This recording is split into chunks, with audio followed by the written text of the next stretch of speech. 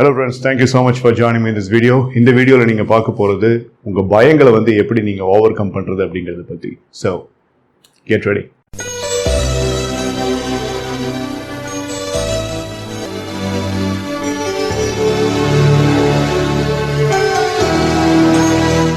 Fear பத்தி நம்ம ஏற்கனவே நிறைய வீடியோஸ்ல பேசியிருக்கோம். என்னோட previous channel Manikandan Sundaresan youth corp அப்படிங்கிற சேனல்ல நான் ஃபியரை பத்தி நிறைய வீடியோஸ் பண்ணியிருக்கேன்.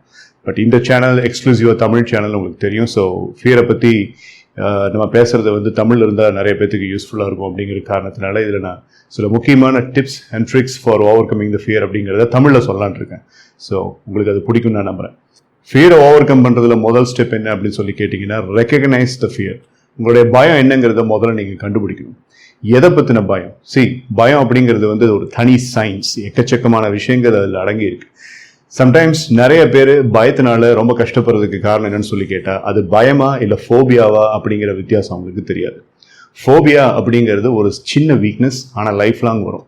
பயம் அப்படிங்கிறது ஒரு பெரிய வீக்னஸ் தான், ஆனால் அது அப்பப்போ நம்மளால கண்ட்ரோலில் வைக்க முடியும். ஃபோபியாவையும் கண்ட்ரோலில் வைக்க முடியும். பட் எப்போ பிரச்சனை அதிகமாகுதுன்னு சொல்லி கேட்டிங்கன்னா, உங்களுக்கு இருக்கிறது பயமா ஃபோபியாவா அப்படிங்கிறது நீங்கள் கண்டுபிடிக்காமல் விடும்போது தான். ஸோ நம்மளுடைய முதல் ஸ்டெப்பே ரெக்கக்னைஸ் த ஃபியர். அது என்னன்னு கண்டுபிடிங்க. நிறையா உங்களுக்குள்ள பேசுங்க, ஆஸ்க் கொஸ்டின்ஸ். ஏன் இந்த பயம் அப்படிங்கிறது வந்துச்சு அப்படிங்கிறது. ஏன்னா ஃபர்ஸ்ட் ஸ்டெப்ல இருக்கிற சப் பாயிண்ட் என்ன அப்படின்னு சொல்லி கேட்டிங்கன்னா, ஐடென்டிஃபை த சிம்டம்ஸ். அந்த பயம் வர்றதுக்கு முன்னாடி உங்களுக்கு என்னென்ன சிம்டம்ஸ் அப்படிங்கிறது. இல்லை சடனாக உங்களுக்கே தெரியாமல் ஏதோ ஒரு கட்டத்தில் டக்குன்னு அந்த பயம் வருது அப்படின்னு சொல்லி நிறைய விஷயங்களுக்கு இருக்கும். ஸோ சில பேர்த்துக்கு ஸ்டேஜில் ஏறி பேசுறதுனா பயம், சில பேர்த்துக்கு ஹைட்டுனால பயம், சில பேர்த்துக்கு பார்த்தீங்கன்னா சில அனிமல்ஸ், ஸ்பெசிஃபிக் சர்டன் அனிமல்ஸை பார்த்தா பயமாக இருக்கும், சில பேர்த்துக்கு தன்னுடைய ஃபியூச்சரை நினச்சா பயமாக இருக்கும், சில பேர் நம்ம ஃபெயில் ஆகிறோமோ அப்படிங்கிறத நினச்சா பயப்படுவாங்க. ஸோ இந்த மாதிரி நிறைய ஃபியர்ஸ், அன்டிஃபைன்டு ஃபியர்ஸும் அவங்க பிரெயினில் எக்கச்சக்கமாக இருக்குது. அதில் ரொம்ப மேஜராக அவங்களை கஷ்டப்படுத்துகிற ஃபியர் அப்படிங்கிறத எடுத்து ஃபர்ஸ்ட் சிம்டம்ஸ் அனலைஸ் பண்ணுங்கள். அது என்ன விதமான ஃபியர் அப்படிங்கிறத அனலைஸ் பண்ணுங்கள். For example, if you are afraid of snakes or if you are afraid of ocean, ஆள் கடலை பார்த்தா உங்களுக்கு ஒரு பயம் இருக்கு, இல்லை ஹைட்டை பார்த்தா பயம் இருக்கு, இல்லை ரெப்டைல்ஸை பார்த்தா பயமா இருக்கு அப்படின்னம்னா எங்கிருந்து ஆரம்பிச்சுது அந்த பயம்? அந்த ஐடியாவுடைய அந்த பயத்தோடைய ஃபவுண்டேஷன் நீங்க தேடி கண்டுபிடிக்கிறது தான் முதல் ஸ்டெப். என்னை பொறுத்த வரைக்கும் அந்த ஃபவுண்டேஷன் அப்படிங்கிறத நீங்க கண்டுபிடிச்சிட்டீங்கன்னாவே பாதி ஃபியர் உங்களை விட்டு போயிடும் அப்படிங்கிறத என்னோட உறுதியா சொல்ல முடியும். ஸோ நம்மளுடைய முதல் ஸ்டெப்ல நம்ம பார்த்த விஷயம் என்னன்னு கேட்டீங்கன்னா, ஃபர்ஸ்ட் ஐடென்டிஃபை யுவர் ஃபியர். அதுல ரெண்டு சப் பாயிண்ட்ஸை பத்தி நம்ம பேசணும்.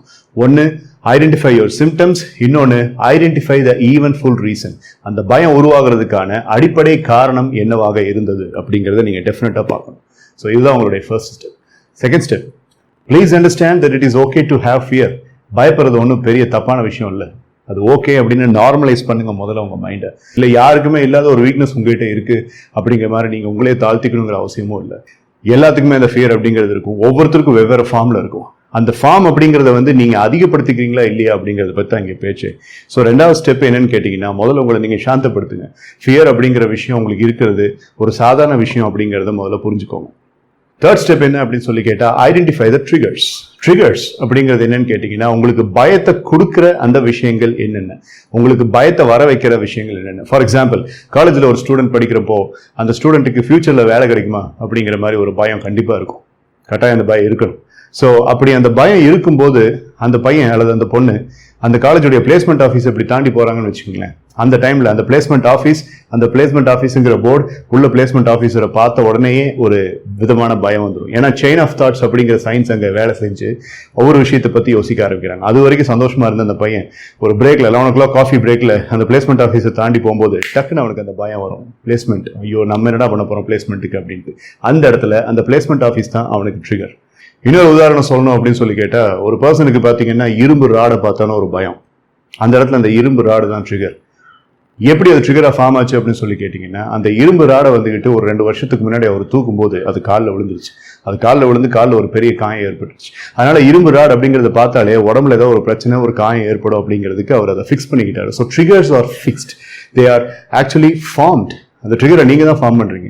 நான் இப்படி பார்த்தீங்க அப்படின்னா அந்த ட்ரிகர்ஸுக்கு எந்த விதமான பவருமே இல்லை. ஆனால் நீங்கள் அந்த பவரை கொடுத்து ஒவ்வொரு தடவையும், அப்போ every time he exposes to iron rod, he gets the fear. Every time the college student goes across the placement office, he gets fear. அப்போ அந்த ட்ரிகருக்கு பலம் எப்படி கிடைக்குதுன்னு சொல்லி கேட்டா, அந்த நபராலேயே தான் கொடுக்கப்படுற அந்த பலம் அது. ஸோ நம்மளுடைய அடுத்த ஸ்டெப்பே அதுதான். என்னென்ன ட்ரிகர்ஸ்ன்னு கண்டுபிடிங்க. Identify your triggers. ட்ரிகர்ஸை கண்டுபிடிச்சது மட்டும் இல்லாமல் அந்த ட்ரிகர்ஸை அழிக்கிறதுக்கு நம்ம என்ன செய்யணும் அப்படிங்கிறத பற்றி ஒரு சின்ன தெரப்பி இந்த எண்ட் ஆஃப் த வீடியோவில் நம்ம பார்ப்போம். அடுத்து 4th step, question your fear. கேள்வி.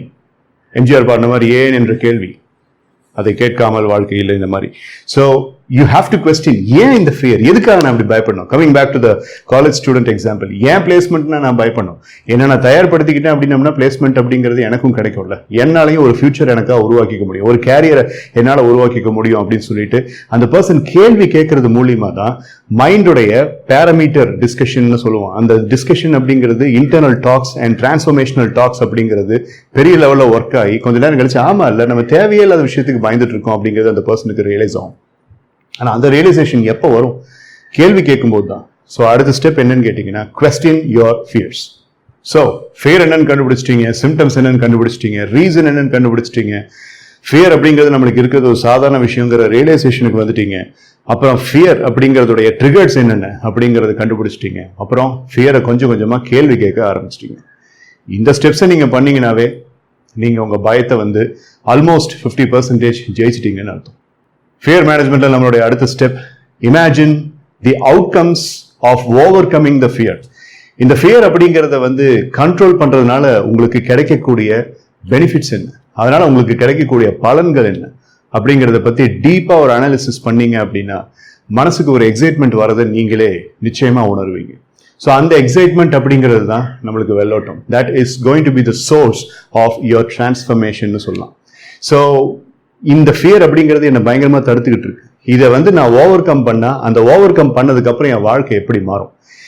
இதை ஓவர் கம் பண்றதுக்கு நான் சீரியஸா ஸ்டெப்ஸ் எடுக்க ஆரம்பிச்சா நான் எந்த அளவுக்கு மாறுவேன்? இதை ஓவர் கம் பண்றதுக்கு வந்துட்டு நான் எடுக்கிற ஸ்டெப்ஸ் அப்படிங்கறத கன்சிஸ்டன்டா ஒரு நாள் கூட விடாம தீவிரமா நான் பண்ணா என் வாழ்க்கை எந்த அளவுக்கு மாறும்? இப்படிலாம் நம்ம யோசிக்கிறது இல்லை. அதுதான் அங்க பிரச்சனையே. வாழ்க்கை எப்படி வாழ்ந்துட்டு இருக்கோம் அப்படின்னா, பயம் அப்படிங்கிறது வந்தாச்சு. அந்த பயம் ஏன் வந்துச்சு, எதுக்கு வந்துச்சு, எதனால என்னுடைய சிஸ்டம்ல ரெசனேட் ஆகுது, அது என்னை எந்த அளவுக்கு பாதிக்குது அப்படிங்கிறதே தெரியாம நம்ம அதை அலோவ் பண்ணி அது கூடவே வாழ்ந்துகிட்டு இருக்கோம். சைக்காலஜியில் ராக்கிங் சேர் டெக்னிக் அப்படின்னு ஒரு டெக்னிக் இருக்கு. அது ஒரு தெராப்பி. அதுல வந்துட்டு இந்த கேண்டிடேட் உட்கார வச்சு சில கொஸ்டின்ஸை கேட்பாங்க. என்னன்னு சொல்லி கேட்டீங்கன்னா, இந்த ஃபியரோட 5 வருஷம் நீ டிராவல் பண்ணா உன் வாழ்க்கை எப்படி இருக்கும்? இந்த ஃபியரோட 10 வருஷம் நீ டிராவல் பண்ணினா உன் வாழ்க்கை எப்படி இருக்கும்? 20 வருஷம் டிராவல் பண்ணினா உன் வாழ்க்கை எப்படி இருக்கும்? கேள்விக்கு பதில் சொல்ல அந்த பர்சனுக்கு டென்ஷன் இன்க்ரீஸ் ஆகும்.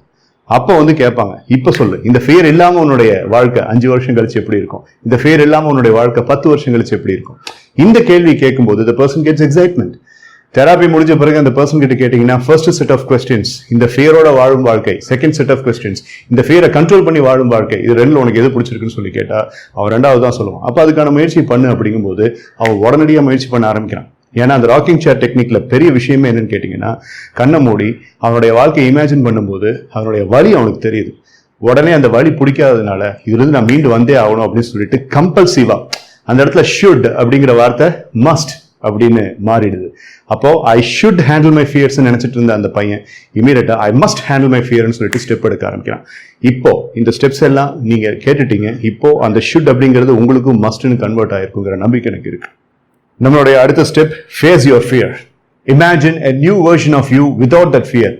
அந்த ஃபியர் இல்லாம, அந்த பயம் இல்லாம ஒரு வாழ்க்கையை வாழ்ற மாதிரி உங்களுடைய புது வெர்ஷனை நீங்க பாக்குறது தான் இந்த ஃபேஸ் யுவர் ஃபியர் அப்படிங்கிற டெக்னிக். ஒவ்வொரு தடவையும் அந்த ஃபியரை பத்தி நீங்க யோசிக்கும் போது, உங்க மைண்ட் அந்த பயத்தை பத்தி ஞாபகப்படுத்தும் போது, அப்படி ஒரு பயம் இல்லாம என்னுடைய வாழ்க்கை எப்படி இருக்கும் அப்படிங்கிற விஷயத்த நீங்க திரும்ப திரும்ப மனதளவுல கற்பனை பண்ணி பார்க்கணும். அந்த பாசிட்டிவ் விஷுவலைசேஷன் அப்படிங்கிறது பெரிய வேலையை ஏற்படுத்தும். அது உங்களுக்கு பெரிய லெவலில் பெனிஃபிட்டை டெஃபினட்டா கொடுக்கும்னு என்னால் உறுதியாக சொல்ல முடியும். Because most of the fears, எல்லா ஃபியர்ஸுமே இல்லை அப்படின்ற மாதிரி சித்தரிக்கப்பட்டு நடிக்கப்பட்டு தான் ஓவர் கம் பண்ணப்பட்டிருக்கு. ஸோ அதே தான் இங்கே நீங்கள் செய்யணும். ஸோ பேசுங்க, எதுக்காக நான் இப்போ பயப்படணும்? ஓகே, ஸோ இந்த இருட்டில் போகிறதுக்கு, ஓகே இருட்டில் போனால் எனக்கு என்ன ஆகும், ஏன் அப்படி நான் பயப்படணும்? நம்ம ஏற்கனவே self questioning, self analysis question அப்படிங்கிறத கேட்கறத வந்துட்டு இந்த ஃபேஸ் ஸ்டெப்ஸ்ல பார்த்துருக்கோம். பயம் வரும்போது அந்த கேள்வியை கேட்கறது இன்னும் உன்னதமான ஒரு விஷயம். ஸோ ஏன் இந்த இருட்டை பார்த்தா எனக்கு அப்படி என்ன பயம், என்ன ஆயிடும் அப்படிங்கிறப்போ, ஸோ நீங்க என்ன ஆயிடும், அதுக்கப்புறம் என்ன ஆகும், அதுக்கப்புறம் என்ன ஆகும், சோ வாட் அப்படிங்கிற அந்த ஒரு வெஸ்டிபியூல் திங்கிங்ல போனீங்க அப்படின்னா கடைசியில வந்துட்டு ஒண்ணுமே இல்லைங்கிறது உங்களுக்கு நிரூபணம் ஆகும். ஸோ நான் அந்த ஸ்டேஜுக்கு நீங்க வரணும்னு ஆசைப்படுறேன். That's called as facing the fear.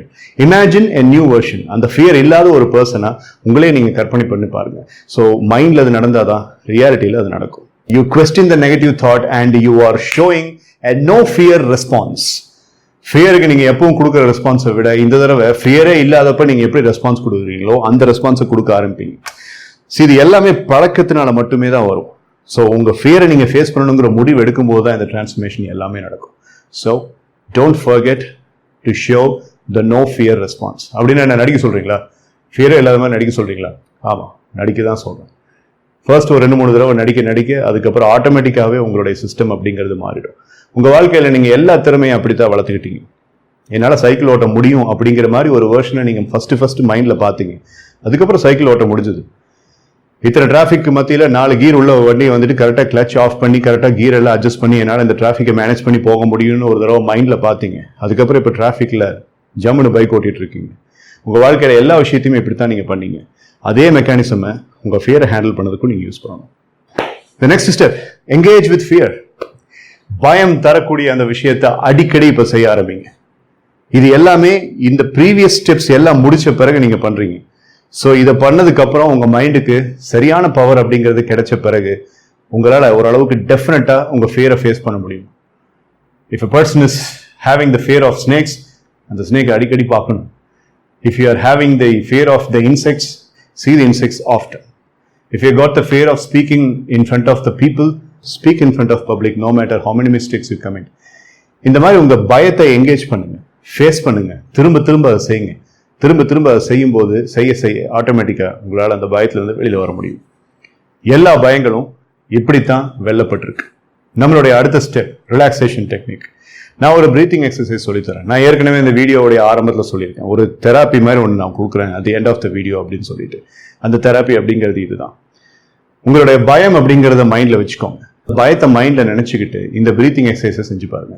Step number 1, inhale பண்ணுங்க. இன்ஹேல் பண்ணும்போது 4 கவுண்ட் பண்ணி அதே நம்பரில் அதே கால அவகாசத்துக்கு அந்த மூச்சை நீங்கள் கண்ட்ரோல் பண்ணி வைங்க.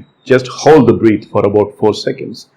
அண்ட் ஸ்டெப் நம்பர் 3, எக்ஸேல் பண்ணும்போது நீங்க உங்களுடைய டயஃப்ரமை யூஸ் பண்ணி எக்ஸேல் பண்ணுங்க. எவ்வளவு தூரம் மெதுவா பண்றீங்களோ அந்த அளவுக்கு உங்களுடைய டாலரன்ஸ் லெவல் அப்படிங்கிறது அதிகமாகும்.